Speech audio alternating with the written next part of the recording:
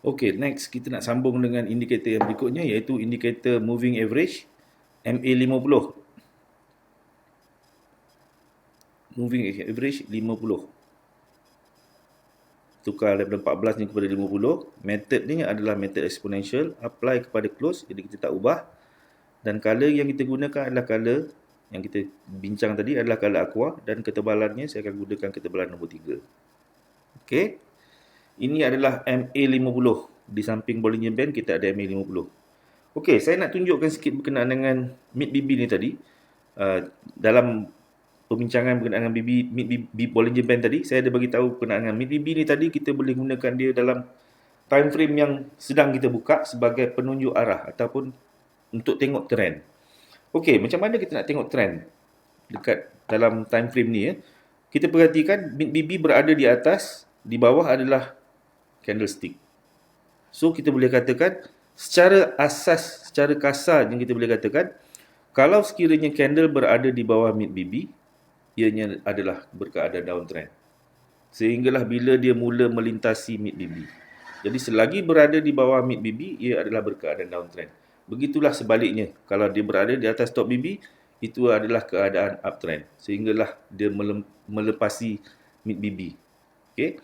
Itu secara kasarnya kita gunakan Bollinger Band, mid-BB. Tapi bila kita masukkan MA50, bila kita masukkan MA50, kita akan nampak detail lagi, lebih detail. Okay? Benda yang sama juga, MA50 ni lebih kepada untuk kita tengokkan arah. Kita gunakan dia sebagai untuk penanda arah kita, mana arah dia nak pergi, uptrend ke ataupun downtrend. Dan dia juga dalam masa yang sama adalah moving average. Jadi dia pada satu-satu ketika dia juga menjadi support dan resistance. Okey, ada kalanya price akan tendang, akan reject dekat MA50 pada ketika yang tertentu. Ya, pada ketika yang tertentu ada price yang akan reject ketika bertemu dengan MA50. Dia menjadi resistance ataupun dia akan menjadi support. Ada kalanya dia menjadi support, ada kalanya dia menjadi resistance. Okey, kita boleh lihat sini dia menjadi support kat sini. Kita akan nampak sini menjadi support, sini menjadi support dan pada ketika tertentu dia menjadi resistant. Ya, dia menjadi resistant, menjadi resistant, menjadi resistant pada ketika-ketika tertentu. Ya. Jadi di samping itu, di samping dia menjadi support dan resistant, kita juga gunakan MA50 ni tadi untuk menengok trend. Kita nak tengok trend di time frame yang lebih besar, terutamanya di time frame H4 dan ke atas. Kita akan tentukan major trend di time frame yang lebih besar, di H4, daily ataupun weekly dan sebagainya, dan monthly lah. Okey, sebaiknya dari time frame yang lebih besar H4 dan ke atas untuk melihat major trend. Okey, kalau kita tengok macam ni kita nampak candle berada di atas MA50 dan mid-BB. Kita boleh katakan berkeadaan uptrend. Macam tu je. As simple as that. Cara yang paling mudah, cara yang paling simple untuk menentukan trend. Tetapi secara kasar, itu sangat kasar. Iaitu sebab kita kata kita hanya melihat dengan dua line ni saja. Kalau candle berada di atas mid-BB, berada di atas MA50, itu adalah uptrend. Okay, itu adalah uptrend. Kalau candle berada di bawah MA50, itu adalah downtrend. Dan dalam masa yang sama, dia juga berada di bawah mid-BB. Bila dia berada di bawah mid-BB, kita kata dia juga downtrend. Tapi dalam masa yang sama, mid-BB juga berada di bawah MA50. Jadi kita boleh simpulkan bahawa kalau candle dan mid-BB berada di bawah MA50, itu adalah keadaan downtrend.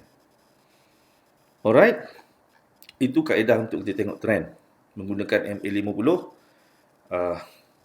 Sesimpel macam tu. Tetapi itu adalah cara yang sangat basic untuk menentukan trend dengan menggunakan MA50. Di time frame lebih besar adalah lebih bagus. Okay, contoh seperti dekat sini, dekat weekly, kita nampak candle semua dah cross mid-BB. Asalnya cross mid-BB bermaksud daripada zone buy, dia telah masuk ke dalam zone sell.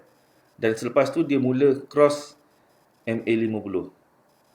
Ya, candle telah berada di bawah 50 tapi mid-BB masih berada di atas MA50. Kita katakan tadi kalau downtrend mid-BB mesti berada di bawah MA50 berserta dengan candle. Tapi sekarang ni hanya candle saja yang berada di bawah 50, mid-BB masih belum lagi. Okey, jadi untuk lebih confirm tunggu sehingga mid BB ni melepasi MA50. Bila start cross saja, ni tanda yang trend telah mula bertukar. Confirm trend telah bertukar. Okay, selagi candle mid BB berada dekat bawah MA50, kita boleh katakan major trend adalah masih lagi downtrend. Okay, masih lagi downtrend. Okay, MA50 sangat simple. Okay, sangat simple. Tetapi bila kita masukkan semua indikator MA5, MA10, dia akan jadi lebih complicated. Okey, kita akan masukkan. Sekarang ni kita cerita pasal mengenai MA50 ni simple je. Itu sikit saja. Okey, untuk tengok trend.